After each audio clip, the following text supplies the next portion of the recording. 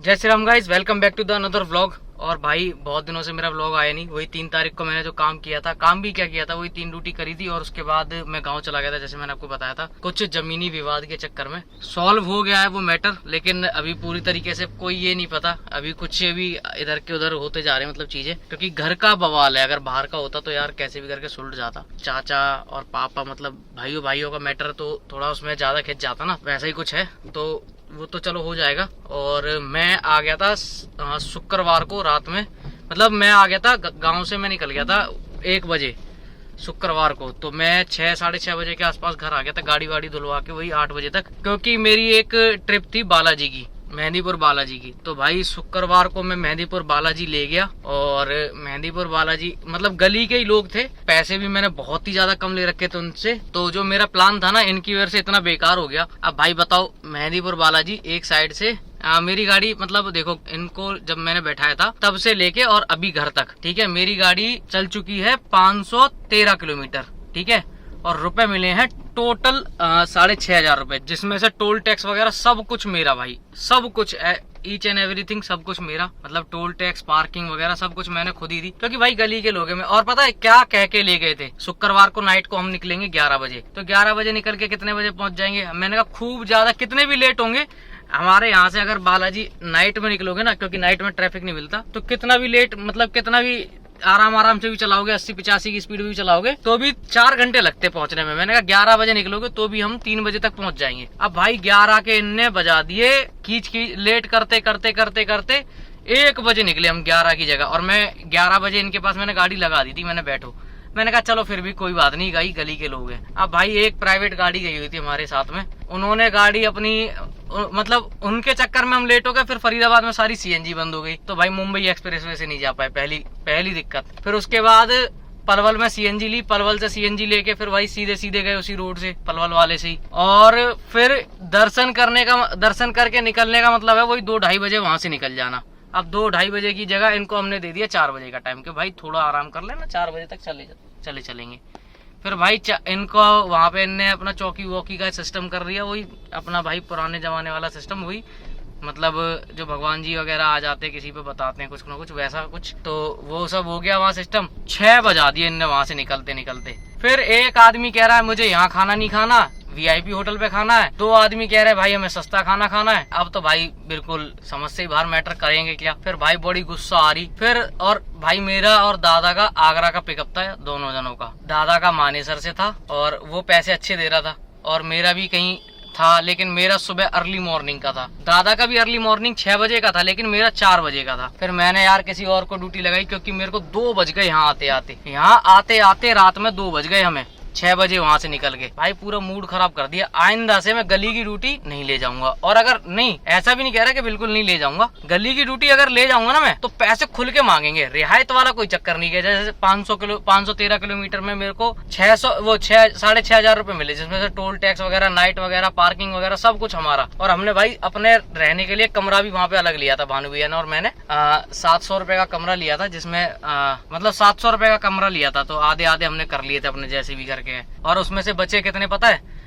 एक सीएनजी का सिलेंडर यहाँ से वहां, फिर 2, 3, 4 सिलेंडर, मतलब टोटल 4, करीब 2000 के आसपास की सीएनजी। 2000 नहीं तो 1500 की मान लो, क्योंकि अभी मेरे पास बची भी, और जब मैंने घर से निकाली थी तब मेरे पास सीएनजी थी नहीं, वरना मैं मुंबई एक्सप्रेसवे पे चढ़ा देता। तो 1500 रुपए के आसपास की सीएनजी, और हमारा सारा खर्चा लगा लगू के, मतलब वही 2000 के आसपास, टोल वगैरह सब कुछ लगा के 2000, 2500 के आसपास हो गया। वही 4000 रुपए बचे। और मतलब गली वाले पता है क्या सोचते हैं कि ये 4000, अब उनको भी पता है भाई कितना खर्चा हो रहा है और कितने रुपए जा रहे हैं, तो ये क्या सोचते हैं कि हमारे पैसों से अमीर बन गए। और ये नहीं देखते कि उनने हमारा नुकसान कितना। अब मैं भाई आगरा की ट्रिप ले जाता तो मेरे को अभी 8,500 रुपए की ट्रिप थी मेरी आगरा वाली, उनको मथुरा भी घुमाना था। तो 8,500 में से मेरे को कितने बच जाते पता है? 3 सिलेंडर सीएनजी और 1000 रुपए का टोल मान लो, कितने बचते? 8,500 में से 2,500 खर्च हो जाते, तो मेरे को कितने भी कम बचते, 2,500 में से 6,000 रुपए बच जाते मेरे को। और इनको ले जाने में मेरे को कितने बचे?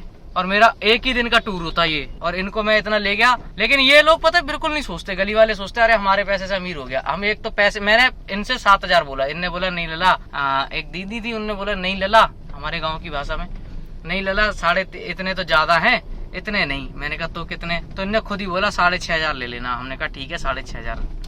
अब और भाई 7 जने बैठा के ले गया। रिस्क भी देखो, रिस्क भी है, पर यार चलो जो भी है। अब लेकिन गली की बुकिंग अब कभी ले जाएंगे तो किलोमीटर के हिसाब से ले जाएंगे और पहले ही बता देंगे इतने टाइम से इतना हो गया तो इतने रुपए एक्स्ट्रा चार्ज लगेगा। मतलब सब चीज क्लियर कर देंगे। अब अपने हिसाब से तुम्हें जाना है, तुम बताओ कैसे जाओगे कैसे नहीं जाओगे। बाकी अब भाई आज संडे है और टाइम हो गया है 12:16 और अब मैं दोबारा काम पे निकल रहा हूँ, क्योंकि संडे को वैसे ही काम वही 10-11 बजे के बाद ही मिलता है। और अब 12:17 हो गए। देखते हैं आज कितना काम कर पाते हैं। बहुत दिनों बाद आज फील्ड में उतरे हम। भैया तो गए आगरा, आज अपना देखते हैं क्या निकलता है। तो भाई 1 बजे के आसपास में 45-46 में आ गया था और अभी मेरे को एक ड्यूटी मिल गई है नोएडा 45-46 में। और अभी मेरे को एक गोल मार्केट की ड्यूटी मिल गई है और गोल मार्केट जा रहा हूँ मैं। मतलब पहले पिकअप करने जा रहा हूँ। 2.5 किलोमीटर से पिकअप है और पिकअप करके फिर जाता हूँ गोल मार्केट, ड्रॉप करता हूँ। 465 रुपए के आसपास कुछ दिखा रहा था, तो लगभग मेरे को वही मिल जाएंगे। 440 ये और 100 रुपए का MCD, वही 540 के आसपास मिल जाएंगे। पहले अभी पिकअप करता हूँ, फिर उसके बाद ड्रॉप करूंगा, तब बताता हूँ मेरे को कितने पैसे मिले।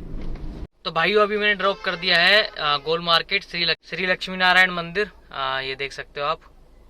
और मुझे मिले हैं 428 रुपए और 100 रुपए का MCD, 528 रुपए। और अब जा रहा हूँ मैं, मतलब पीछे एक सोसाइटी सी है, वहाँ पे लगाएंगे थोड़ी देर। और अगर नहीं मिली तो धीरे धीरे फिर लाजपत नगर की तरफ बढ़ेंगे। काम बहुत कम है यहाँ पे। तो भाई लक्ष्मी नारायण मंदिर पे ड्रॉप करने के बाद मैंने गोलगप्पे खाए वहीं पे। और गोलगप्पे खाने के बाद भूपा जी से और दादा से बात हुई कि कहाँ जाऊँ, तो उन्होंने बोला कि खाली खाली या तो लाजपत नगर सफदरजंग इधर की तरफ चला जाए। तो मैंने लाजपत नगर की लोकेशन लगा के 10 किलोमीटर खाली जाने के प्लान बना लिया था और धीरे धीरे मैं जा ही रहा था। अशोक रोड से एक बुकिंग आ गई मेरे पास सेक्टर 129 नोएडा की, जिसमें मेरे को 430 रुपए प्लस 180 रुपए टैक्स, 430 रुपए मेरे को मिले और 180 रुपए यूपी टैक्स मिला। 610 रुपए मिल गए मेरे को इसमें। अभी 129 में हूँ और यहाँ से देखता हूँ कहाँ जाना है। यहाँ कोई आसपास में सोसाइटी, शायद पीछे की साइड में है सोसाइटी, नहीं तो पहले भैया को कॉल करता हूँ, पूछता हूँ कहाँ जाऊँ कहाँ नहीं। तो भाई 129 पे मैंने बहुत देर तक इंतजार करा लेकिन कोई ड्यूटी नहीं आई। 129 पे नहीं, सॉरी 128 पे जाके, जो JP ग्रीन है वहाँ पे। और भाई बहुत देर तक इंतजार करा, ड्यूटी नहीं आई। फिर मैं खाली 45 की तरफ,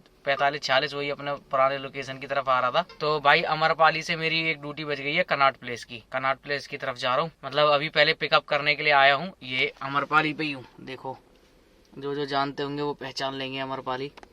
तो अभी बस पिकअप करके और यहाँ से कनाट प्लेस हनुमान रोड की ड्यूटी बजी है, तो वहाँ पे ड्रॉप करता हूँ, फिर बताता हूँ कितने पैसे मिले। एक्चुअल में क्या है ना कि लिखा तो आता है कि कितने पैसे मिलेंगे, लेकिन मैंने ध्यान नहीं दे पाया, मैंने उठा ली ड्यूटी कहीं ये देख के कि जाना कहाँ है। तो अभी पहले पिकअप करके जाते हैं, फिर बताता हूँ कितने रुपए मिले। तो गाइस 45 अमरपाली से जो सवारी उठाई थी वो यहाँ हनुमान जी मंदिर आई है, जो CP में है ना, प्राचीन हनुमान मंदिर। मैं एक मिनट में दिखाने की कोशिश करता हूँ। आप लोगों ने देखा होगा ये हनुमान जी का मंदिर है। बैरियर लगा हुआ है इसलिए साफ नहीं दिखाई दे रहा। तो भाई यहाँ ड्रॉप हो गया है और जो बंदे थे वो बढ़िया थे, यूट्यूबर, नए यूट्यूबर बने हैं, मतलब मैं भी नया ही हूँ। तो उन लोगों ने मेरे से पूछा कि भैया आप हमारा चैनल सब्सक्राइब कर दोगे? मैंने कहा आप मेरा भी कर देना। तो कह रहे आपका भी चैनल है? मैंने कहा हाँ है। कितने फॉलोवर्स हैं, वो कितने सब्सक्राइबर आपके? मैंने कहा होंगे, याद नहीं है। तो कह रहा क्या नाम से आपका? मैंने नाम बताया। तो 3000। भैया कितना टाइम हो गया आपको? मैंने बताया भैया मेरे को ढंग से याद नहीं है, लेकिन 7-8 या 9 महीने के आसपास हो गए।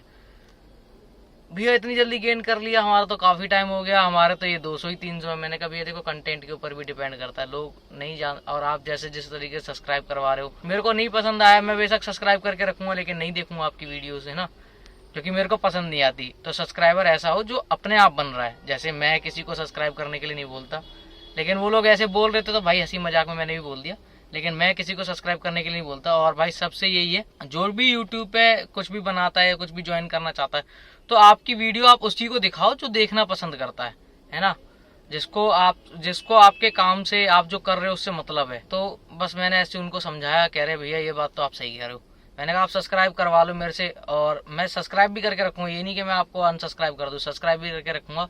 लेकिन अगर नहीं देख रहा तो कोई फायदा थोड़ी ना उस सब्सक्राइबर का, है ना। तो ऐसे करके उनसे बात हुई थोड़ी सी, और अभी यहाँ से गाड़ी निकाल के कनाट प्लेस जाता हूँ, और फिर धीरे धीरे वही अपना लाजपत नगर वाला रूटीन अपनाता हूँ, और देखते हैं कहाँ की, और इससे आगे हम कहाँ जाते हैं।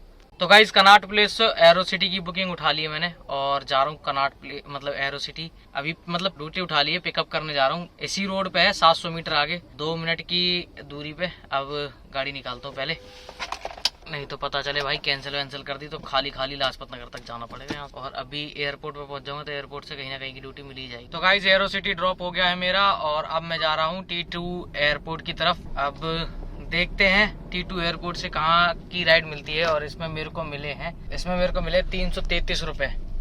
और अब देखते हैं भाई एयरपोर्ट से हमें कहाँ की राइड मिलती है। पिछली मतलब लास्ट टाइम तो मैं एयरपोर्ट पे खड़ा रहा था लेकिन कहीं की राइड नहीं मिली। और मेरे को मतलब मिली तो थी उस दिन भी राइड, लेकिन मेरे घर के विवादों के चक्कर में फोन पे मैं लगा रहा तो मैंने एक भी राइड उठा नहीं पाई।